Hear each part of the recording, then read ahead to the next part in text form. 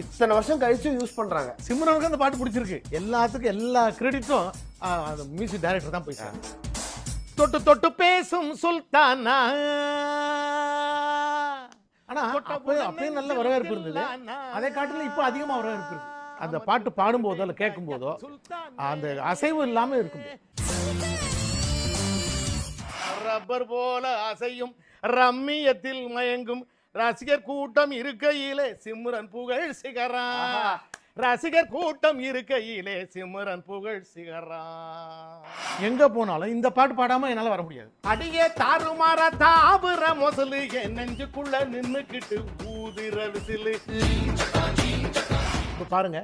ஆராரோ அரிராரோ என் கண்ணே ஆராரோ மருதமல சத்தியமாவோ அறுபடையும் சண்முகா. அறுபடையும் சண்முகா எங்க நெஞ்சுக்குள்ளதா சண்முகா.